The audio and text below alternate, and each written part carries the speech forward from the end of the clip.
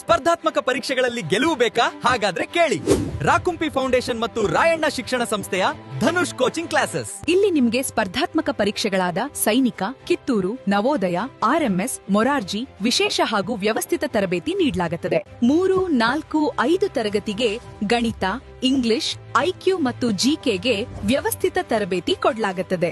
ತರಗತಿಗಳು ಏಪ್ರಿಲ್ 6, 2026ರಿಂದ ಆರಂಭವಾಗಲಿದೆ.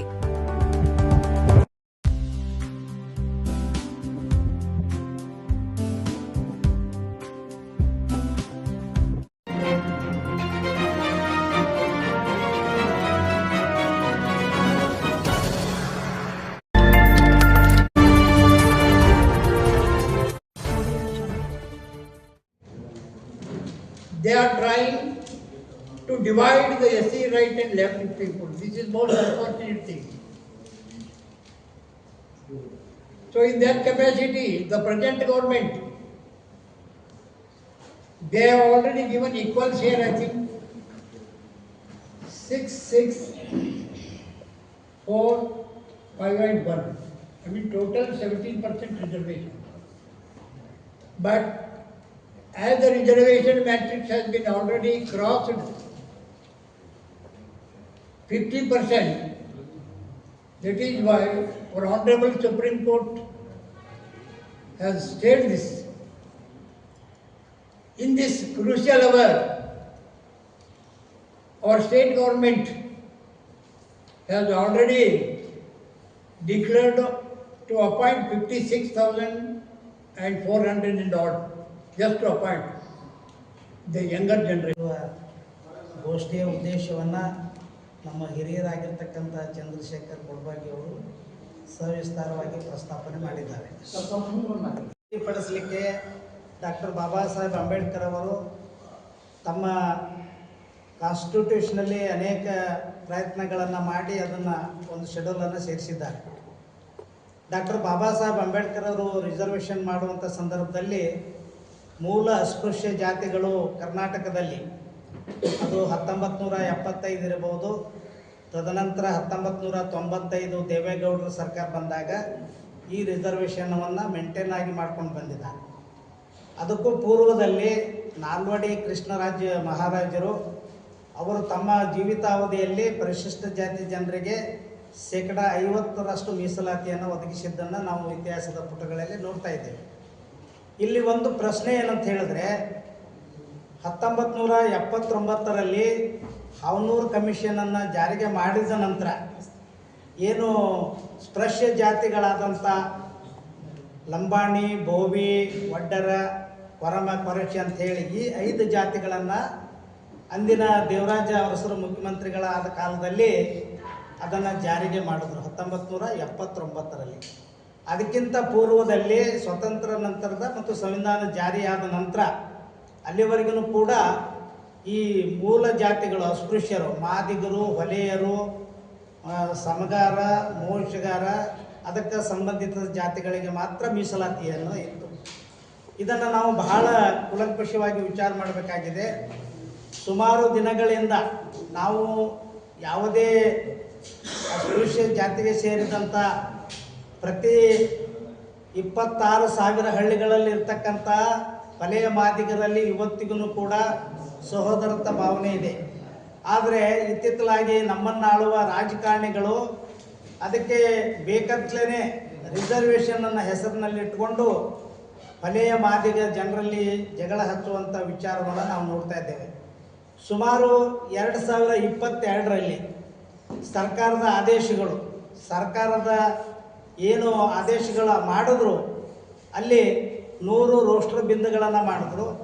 100 ರೋಸ್ಟರ್ ಬಿಂದುಗಳಲ್ಲಿ 2022ರಲ್ಲಿ ಅದು ಕೇವಲ 17 ಜನರಿಗೆ ಮಾತ್ರ 100 ರೋಸ್ಟರ್ ಬಿಂದುಗಳನ್ನು ಮಾಡಿ 17 ರೋಸ್ಟರ್ ಬಿಂದುಗಳನ್ನು ತಿರ್ಲಿಕ್ಕೆ ಮಾಡಿದ್ರು. ಮಾನ್ಯ ಸರ್ವೋಚ್ಚ ನ್ಯಾಯಾಲಯದ ಆದೇಶದ ಪ್ರಕಾರ 2023ರಲ್ಲಿ ಒಂದು ಆದೇಶವನ್ನು ಮಾಡಿ ಅದು ತೆಲಂಗಾಣ ಮಾದರಿ ಆದೇಶದಲ್ಲಿ ಒಳ ಮೀಸಲಾತಿಯನ್ನು ಕೂಡ ಕೊಡಬೇಕಂತ ಹೇಳಿ ಒಂದು ಆದೇಶವನ್ನು ಮಾಡಿ ಸರ್ಕಾರ ಅದಕ್ಕೆ HN ನಾಗಮೋಹನ್ ದಾಸ್ ಅನ್ನುವಂಥ ನ್ಯಾಯಮೂರ್ತಿಗಳ ಒಂದು ವರದಿಯನ್ನು ಸರ್ಕಾರ ಸ್ವೀಕಾರ ಮಾಡಿ ಕಳೆದ ನವೆಂಬರ್ ತಿಂಗಳಲ್ಲಿ 2025 ನವೆಂಬರ್ ತಿಂಗಳಲ್ಲಿ ಸರ್ಕಾರದ ಆ ವರದಿಯನ್ನು ಅಂಗೀಕರಿಸಲಾಯಿತು. ಅಂಗೀಕರಿಸಿದ ಮೇಲೆ ಸುಮಾರು 56,600 ಚಿಲ್ಲರೆ ಇರ್ತಕ್ಕಂಥ ಪರಿಶಿಷ್ಟ ಜಾತಿ ಜನಗಳಿಗೆ ಇಂಟರ್ ರಿಸರ್ವೇಷನ್ ಏನು ಕೊಡಬೇಕಂತ ಹೇಳಿ ವರದಿ ಸಿದ್ಧಪಡಿಸ್ತೋ ಅದನ್ನು ಅವತ್ತು ಸಂಪುಟ ಸಭೆಯಲ್ಲಿ ಸುದೀರ್ಘವಾಗಿ ಚರ್ಚೆ ಮಾಡಿ ಏನು ನಾಗಮೋಹನ್ ವರದಿಯನ್ನು ಅಂತಂದರೆ ಮಾದಿಗ ಜಾತಿಗೆ 6%, ಹೊಲೆ ಜಾತಿಗೆ 5%, ಇನ್ನುಳಿದ ಜಾತಿಗೆ 3 ಚಿಲ್ಲರೆ ಮಾಡಿ ಅದನ್ನು ಸರ್ಕಾರಕ್ಕೆ ವರದಿಯನ್ನು ಒಪ್ಪಿಸಿದ್ರು. ಅಲ್ಲಿ ನಮ್ಮನ್ನು ಪ್ರತಿನಿಧಿಸುವತಕ್ಕಂಥ ಡಾಕ್ಟರ್ ಮಹಾದೇವಪ್ಪ ಸಾಹೇಬರು, ಪ್ರಿಯಾಂಕಾ ಖರ್ಗೆ ಅವರು, ಗೃಹ ಮಂತ್ರಿಗಳಾಗಿರ್ತಕ್ಕಂಥ ಪರಮೇಶ್ವರ್ ಅವರು ಅದನ್ನು ಸರ್ಕಾರದ ಮೇಲೆ ಒತ್ತಡ ತಂದು ಅವರು 6% ರಿಸರ್ವೇಷನ್ನ ಪಡೆದುಕೊಳ್ಳಲಿಕ್ಕೆ ಸಫಲತೆಯನ್ನು ಕಂಡರು. ನಾವು ಯಾವುದೇ ಕಾರಣಕ್ಕೂ RSSನ ಚಡ್ಡಿಯನ್ನು ಹೊತ್ಕೊಂಡಿರ್ತಕ್ಕಂಥ ಇವತ್ತಿಗೆ ಬೆಳಕಿಗೆ ಬಂದಿರತಕ್ಕಂಥ ಭಾಸ್ಕರ್ ಪ್ರಸಾದ್ ಅನ್ನುವಂಥ ಒಬ್ಬ ಅನ್ಪಾರ್ಲಿಮೆಂಟ್ರಿ ವರ್ಡನ್ನು ಯೂಸ್ ಮಾಡಿ ನಮ್ಮ ಜನಗಳ ಮನಸ್ಸನ್ನು ಅವರ ರೊಚ್ಚಿಗೇಳಿಸುವಂಥ ಪ್ರಸಂಗವನ್ನು ತಂದಿದ್ದಾನೆ. ಇತ್ತಿತ್ತಲಾಗಿ ಅವನ ಜೊತೆಗೆ ಅರುಣ್ ಕುಮಾರ್ ಅನ್ನುವಂಥ ಒಬ್ಬ ವಕೀಲ ಕೂಡ ಸೇರಿದ್ದಾರೆ. ನಾವು ಇಡೀ ಭಾರತ ದೇಶದಲ್ಲಿ ಮನಸ್ಸು ಮಾಡಿದ್ರೆ ಡಾಕ್ಟರ್ ಬಾಬಾ ಸಾಹೇಬ್ ಅಂಬೇಡ್ಕರ್ ಅವರ ಒಂದು ಸಿದ್ಧಾಂತದ ಮೇಲೆ ಹೊರಟಿದ್ದೇವೆ. ಇವತ್ತಿಗೂ ಕೂಡ ನಾವು ಯಾವುದೇ ಅವರಿಗೆ ಪ್ರಶ್ನೆ ಮಾಡುವಂಥದ್ದು ಮಾಡಿಲ್ಲ.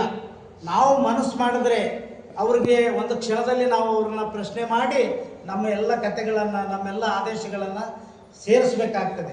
ಆ ಕಾರಣಕ್ಕಾಗಿ ಇವತ್ತು ಏನು ನವೆಂಬರ್ದಲ್ಲಿ ಒಂದು 4 ರಿಟ್ ಅರ್ಜಿಗಳು ಹೈಕೋರ್ಟ್ನಲ್ಲಿ ಹೋಗಿದ್ದಾವೆ. ಹೈಕೋರ್ಟ್ನಲ್ಲಿ ಹೋದ್ಮೇಲೆ ನಿಮಗೆ ಉದಾಹರಣೆಯನ್ನು ಹೇಳಿಬಿಡ್ತೀನಿ. ಕರ್ನಾಟಕ ರಾಜ್ಯದಲ್ಲಿ ಇರ್ತಕ್ಕಂಥ ರಾಜ್ಯಾಧಿಕಾರ ಪಡೆಯುವಂಥ ಏನು ವಿಶ್ವವಿದ್ಯಾಲಯಗಳಿದ್ದಾವೆ, ಆ ವಿಶ್ವವಿದ್ಯಾಲಯಗಳಲ್ಲಿ 12 ವೈಸ್ ಚಾನ್ಸಲರ್ಗಳ ಪೋಸ್ಟ್ ಇದ್ದಾವೆ. ಆ ಪೋಸ್ಟ್ನಲ್ಲಿ ಶಿವಮೊಗ್ಗ ಮತ್ತು ರಾಯಚೂರು ಬಿಟ್ಟರೆ ಒಬ್ಬರು ರಾಯಚೂರ್ಗೆ ಒಬ್ಬರು ಯಾರು ಭಜಂತ್ರಿ ಪೈಕಿ ಇದ್ದಾರೆ, ಇನ್ನೊಬ್ಬರು ಏನು ಶಿವಮೊಗ್ಗಕ್ಕಿದ್ದಾರೆ, ಮಾದಿಗ ಜಾತಿಗೆ ಇದ್ದಾರೆ. ಇದು ಕಾಲಾಂತರದಿಂದ ಬಂದಿದ್ದಲ್ಲ. ಆಯಾ ಸರ್ಕಾರಗಳು ಕೂಡ ದೇವೇಗೌಡರ ಕಾಲದಲ್ಲಿ, ಹೆಗಡೆಯವರ ಕಾಲದಲ್ಲಿ ಮುಂದುವರೆದಂಥ, ಈಗೇನು ಬಂದಂಥ ಕೃಷ್ಣ ಅವರ ಕಾಲದಲ್ಲಿ, ಈಗಿರ್ತಕ್ಕಂಥ ಸಿದ್ದರಾಮಯ್ಯ, ಅವೆಲ್ಲನೂ ಆ ಅಭ್ಯರ್ಥಿಯ ಆ ಏನು ಪದವಿ ಆಧಾರದ ಮೇಲೆ, ಅವ್ರು ಮಾಡಿರ್ತಕ್ಕಂಥ ಸರ್ವಿಸದ ಆಧಾರದ ಮೇಲೆ ಅವರನ್ನು ಸೇರಿಸ್ಕೊಂಡಿದ್ದಾರೆ ಹೊರತಾಗಿ ಅಲ್ಲಿ ಯಾವುದೇ ಜಾತಿ ಆಧಾರದ ಮೇಲೆ ಅದನ್ನು ರೋಸ್ಟರ್ ಫುಲ್ಫಿಲ್ ಮಾಡೋಂಥದ್ದನ್ನು ನಾ ಈ ಪತ್ರಿಕಾಗೋಷ್ಠಿ ಮುಖಾಂತರ ಹೇಳಲಿಕ್ಕೆ ಬಯಸ್ತೇನೆ.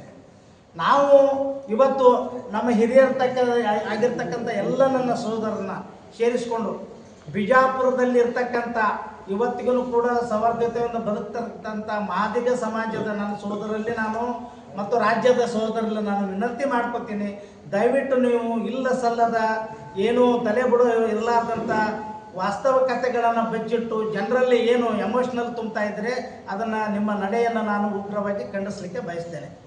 ಆದರೆ ನಾವು ಈಗ ಸರ್ಕಾರದ ಆದೇಶಗಳನ್ನು ಪಾಲನೆ ಮಾಡಬೇಕು. ಸಮುದಾಯಕ್ಕೆ ಸಂಬಂಧಿಸಿದ ಶಾಸಕರ ಕುರಿತಾಗಿ ಮಾತ್ರ ಟಾರ್ಗೆಟ್ ಅನ್ನು ಮಾಡಿ ಅವರಿಗೆ ಅಸಂವಿಧಾನಿಕ ಪದಗಳನ್ನು ಬಳಸುವುದರ ಮುಖಾಂತರ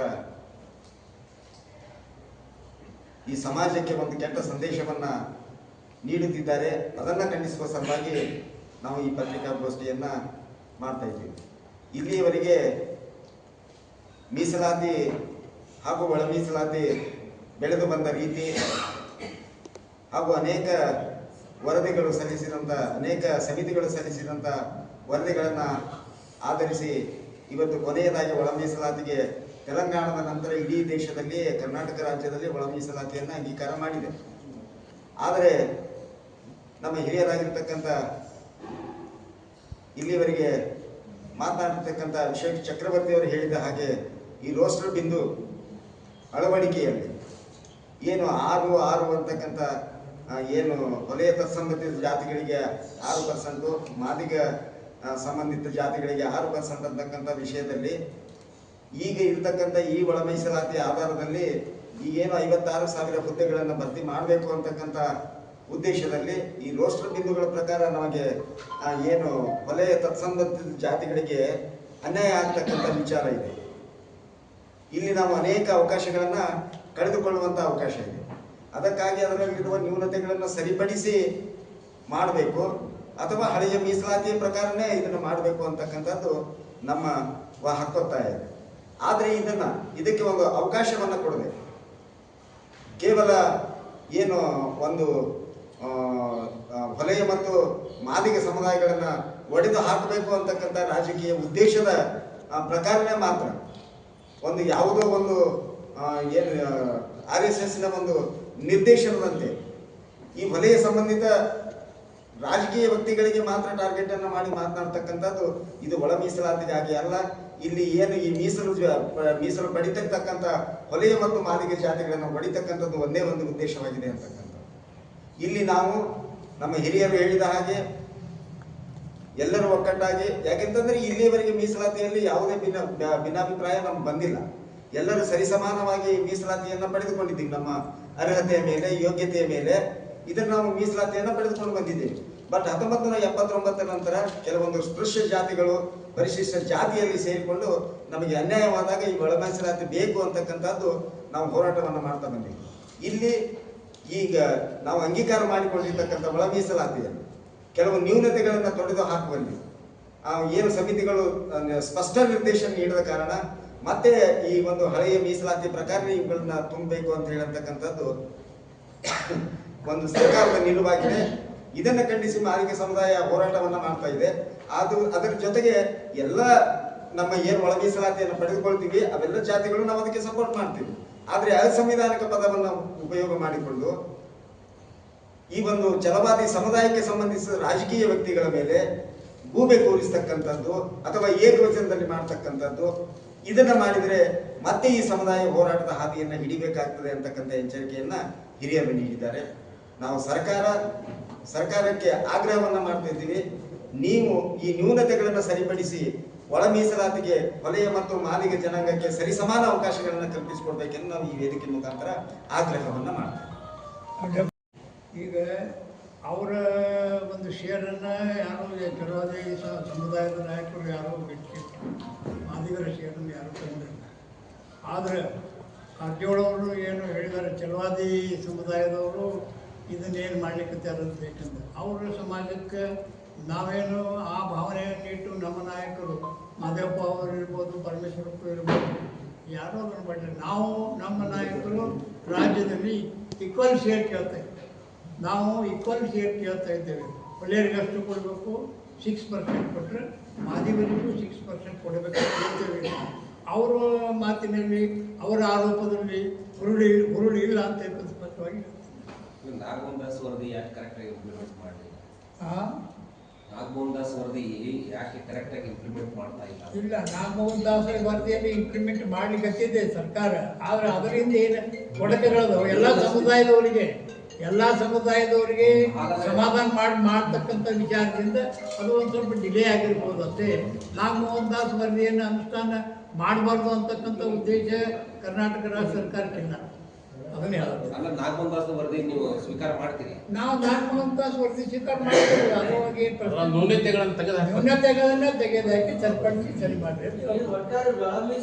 ಬೇಕು ಅಥವಾ ಬೇಕು ಒಳ ಮೀಸಲಾತಿ ಈ ಒಳಜಗಳಗಳು ಯಾಕೆ ಶುರು ಆಗ್ತಾ ಇದಾವೆ? ಈಗ ಆರೋಪ ಪ್ರತ್ಯಾರೋಪಗಳನ್ನ ಯಾಕೆ ಮಾಡಿ ಈ ಬೀದಿರಂಪ ಆಗ್ತಾ ಇರೋದು? ಸರ್, ನಾಗಮೋಹನ್ ದಾಸ್ ಅವರ ಇದರಲ್ಲಿ ಏನದಲ್ಲಿ ಕೆಲವೊಂದು ನ್ಯೂನತೆಗಳದಾವ, ಅದು ಸರಿಪಡಿಸಿ ನ್ಯೂನತೆ ಹೇಳ್ರಿ. ನ್ಯೂನತೆ ಅಂದ್ರೆ ಏನ್ ನ್ಯೂನತೆ ಅದಾವ, ಏನ್ ಸರಿಪಡಿಸ್ಬೇಕು? ಆ ರೋಸ್ಟರ್ ಬಿಂದು ಅವ್ರು ನ್ಯೂನತೆ ಮಾಡಿದ್ದಾರೆ ಸರ್. ನಾಗಮೋಹನ್ ದಾಸ್ ಅವರು ABC ಮಾಡಿದ್ದಾರೆ.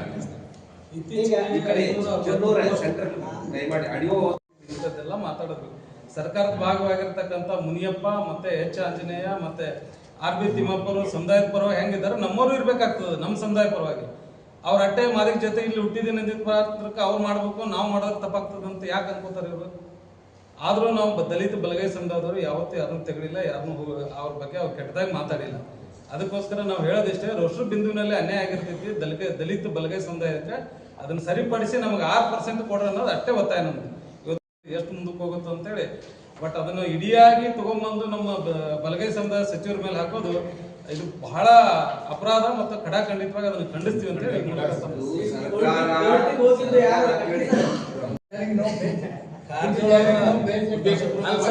ಅದೇನು ಸಂಬಂಧ ಇಲ್ಲ. ಕಾರಜೋಳ ಅವರು ಇವತ್ತು ಮಾತಾಡ್ತಾರ ಅಷ್ಟೇ. ಕಾರಜೋಳ ಅವರು ಕೇಂದ್ರದೊಳಗೆ ಸಂಸದರ ಅವ್ರ ಪ್ರಧಾನಿಗಳೇ ವರ್ಷಕ್ಕೆ 2 ಕೋಟಿ ಉದ್ಯೋಗ ಸೃಷ್ಟಿ ಮಾಡ್ತೀನಿ ಅಂತ ಹೇಳಿದಾರೆ. ಇಷ್ಟೆಲ್ಲ 2 ಕೋಟಿ ಎಲ್ಲಿಂದ ಯಾಕೆ ಬಂದಿಲ್ಲ ಅನ್ನುವಂಥದ್ದು ಕಾರಜೋಳ ಅವ್ರು ನಮ್ಗೆ ಆನ್ಸರ್ ಮಾಡ್ಬೇಕು. ಇವತ್ತು ಅವರು ಕೇಂದ್ರದೊಳಗೆ ಒಬ್ರು ಸಂಸದರಾಗಿ ಕೆಲಸ ಮಾಡ್ತಾರೆ. ಅವ್ರು ಇವತ್ತವರೆಗೂ ಎಷ್ಟು ಜನ ಇವತ್ತು ಬಿಜೆಪಿ ಸಂಸದರಿದಾರಲ್ರಿ, ಅವ್ರ ಒಂದು ನಾಟಕ ಮಂಡಳಿದ ಒಂದು ಸದಸ್ಯರು ಅಷ್ಟೇ.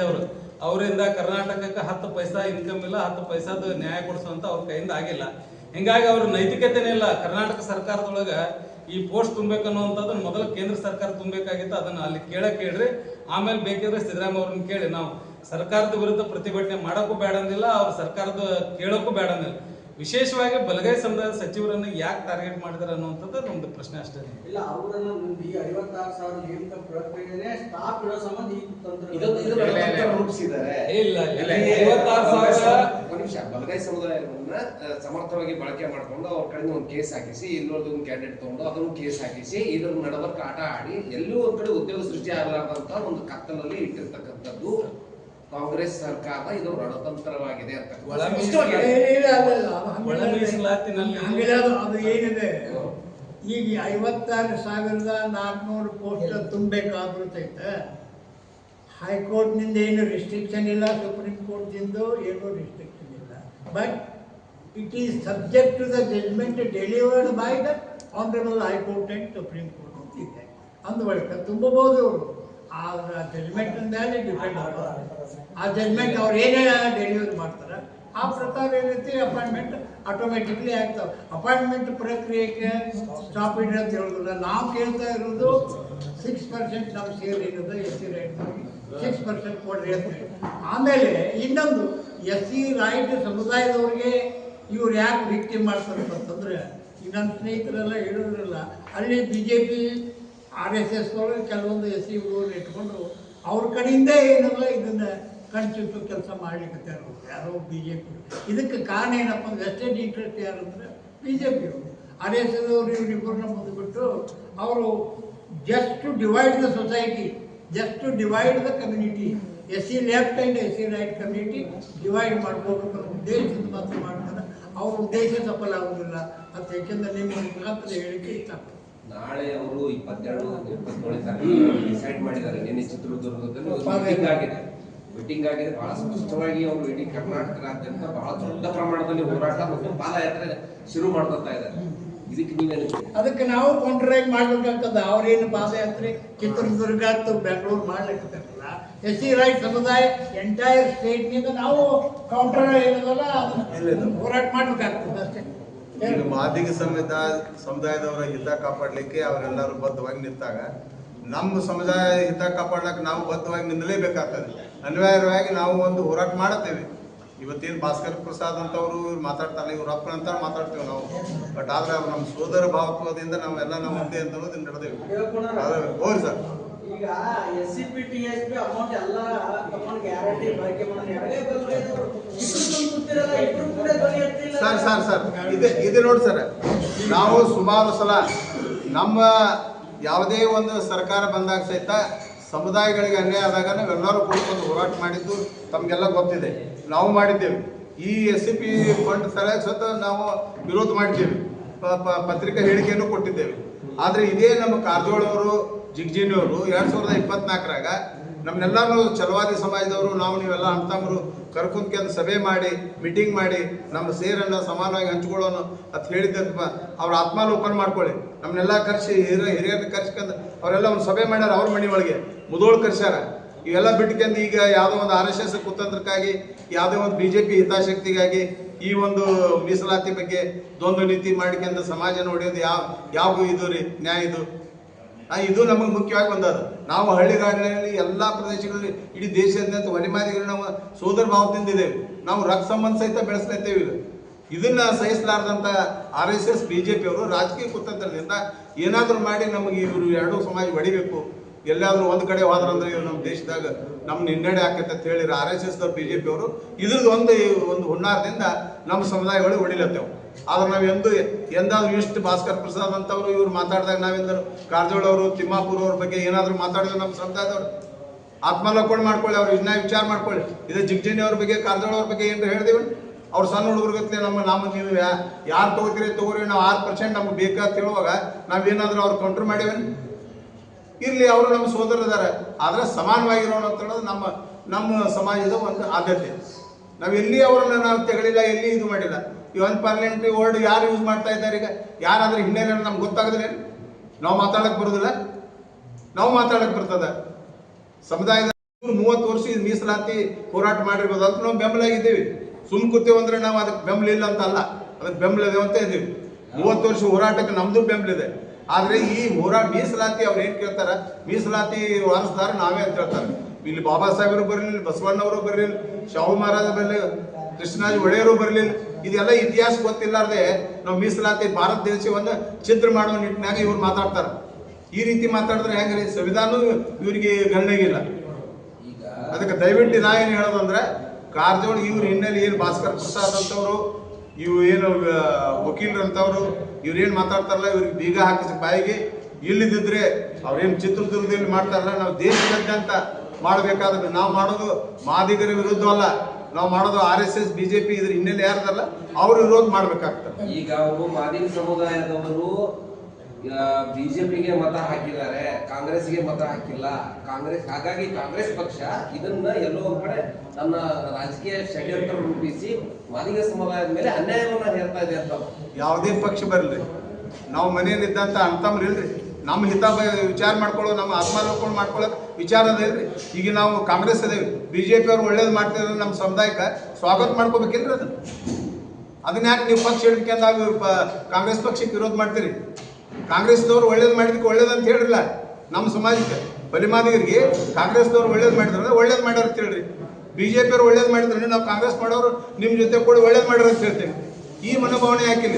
ಡಿವೈಡ್ ಪಾಲಿಸಿ ಯಾಕೆ ಮಾಡ್ತೀರಿ? ಇತ್ತೀಚೆಗೆ ನೋಡ್ರಿ, ನೋಡ್ರಿ ನೀವು ಅಬ್ಸರ್ವ್ ಮಾಡಿ ನೋಡ್ರಿ, ಇಲ್ಲಿವರೆಗೆ ಎಷ್ಟು ಜನ ದಲಿತರು ಇದಾರೆ, ಅದು ಎಲ್ಲ ಎಡಗೈ ಸಮುದಾಯದವ್ರನ್ನೇ ಕುಂತರುವಂತ ಕೆಲಸ ಬಿಜೆಪಿ ಎಡಗೈ ಸಮುದಾಯದವರು ಇರ್ತಕ್ಕಂಥವ್ರನ್ನ ಎಲ್ಲರನ್ನೂ ಕೂಡ ರಾಜಕಾರಣದಿಂದ ದೂರಿಟ್ಟು ಮಾಡುವಂತ ಕೆಲಸ ಮಾಡೈತಿ.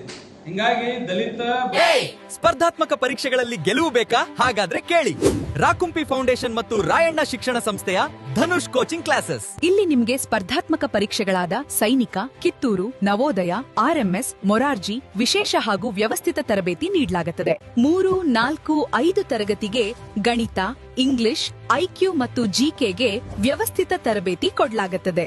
ತರಗತಿಗಳು ಏಪ್ರಿಲ್ 6, 2026ರಿಂದ ಆರಂಭವಾಗಲಿದೆ.